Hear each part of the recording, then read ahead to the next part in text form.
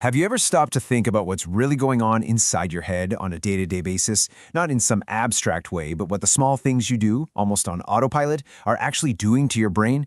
Well, let's pull back the curtain on that. So the alarm goes off, it's morning.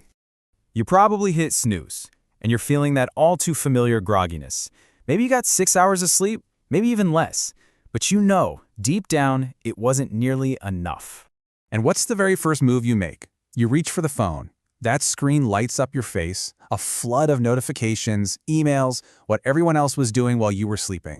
And right there, in those first few seconds, before your feet have even hit the floor, the assault on your brain's performance for the day has already begun. See, these aren't some huge dramatic events.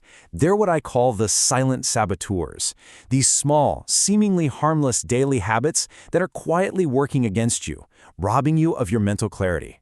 First up, fuel, or lack thereof. You either skip breakfast completely or you slam your system with a sugar bomb like a pastry and a coffee. For your brain's CEO, the prefrontal cortex, this is a total crisis. It's begging for stable energy, and instead it gets a massive sugar spike followed by a hard crash. That 10 a.m. brain fog where you can't focus, that's not you being lazy, that's just biology. Okay, next, let's tackle the big myth of multitasking. You're there, juggling 3 different chats, an email, a spreadsheet, and you feel incredibly productive, right? Wrong. Here's the hard truth from researchers at places like Stanford. Your brain doesn't multitask. It just switches between tasks, really fast. And every single switch costs you mental energy and pumps out stress hormones. It's like restarting your computer 50 times an hour. No wonder you're exhausted by 3 p.m. And then there's the scroll, that I'll just take a 5-minute break on social media. Every new photo, every quick video gives your brain a tiny little hit of dopamine. It feels good for a second, but what you're actually doing is training your brain to expect constant, easy rewards. So later, when you try to do something that requires deep focus, like reading a dense report, your brain just isn't having it. It feels boring. It feels slow. We all say it, don't we? Oh yeah, I'm fine on 6 hours of sleep. But your brain knows you're lying. You see, deep sleep is when the brain's special cleaning crew, the glymphatic system, comes in and clears out all the toxic gunk that builds up during the day. When you cut that sleep short, the crew doesn't finish the job. You're literally leaving toxic waste products in your brain. This isn't just about feeling tired. It's about actively slowing yourself down. And finally, the big one, chronic stress. Now this isn't just a feeling. It is a physical renovation project inside your head. It actually shrinks your memory center, the hippocampus. It makes your fear center, the amygdala, bigger and more trigger-happy. And it literally weakens the connections in your prefrontal cortex, the part that helps you make good decisions. Your brain physically shifts from a smart, creative mode into a basic, reactive survival mode. So here's the bottom line. It's not the one all-nighter you pulled in college. It's not one sugary breakfast. The real danger is the slow, silent compounding of these little habits, day after day, that are gradually rewiring your brain for a life of distraction, fatigue, and reaction. I know, it sounds pretty bleak. Which leads us to the most important question we could possibly ask. Is this damage permanent? Are we stuck with this? And the answer, thankfully, is a huge, loud, resounding no. Because your brain has a superpower. It is built to change. This superpower has a scientific name, neuroplasticity. But all that really means is that your brain isn't fixed like a chunk of concrete. It's more like clay, constantly being reshaped by what you do and what you think. And here's the beautiful part. The very same force that weakens it can be harnessed to rebuild it. So how do we actually do that? We can use a simple, actionable game plan. Let's call it the 30-day brain reset. It's designed to take your brain out of survival mode and put it back where it belongs, in peak performance mode.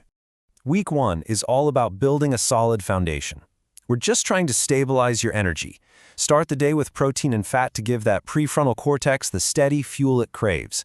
You've got to prioritize those 7 to 8 hours of sleep so the cleanup crew can actually do its job.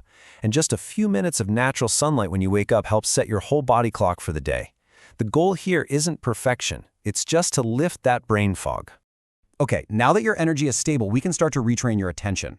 In week 2, you're going to schedule just one 45-minute block of absolutely 100% uninterrupted deep work. That means no phone, no extra tabs, just you and the task.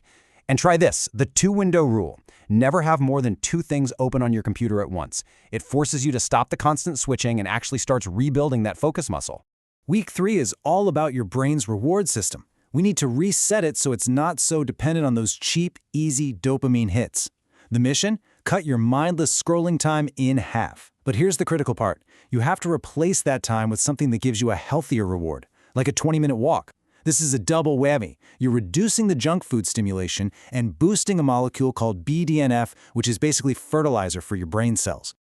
And finally, in week 4, we build up your defenses. This is about protecting your brain from stress. Just 10 minutes of slow breathing, making your exhale longer than your inhale, sends a powerful signal to your nervous system to calm down. It lowers your baseline stress.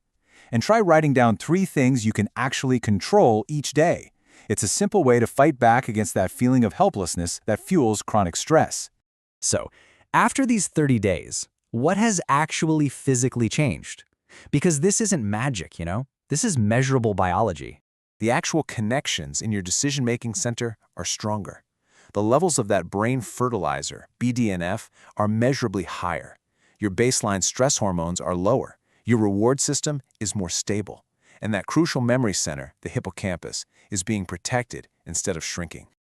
And that's the point. This is so much more than just feeling a little better or being less tired. This is you taking conscious control. This is intentional neuroplasticity. You are actively participating in the physical reconstruction of your own brain.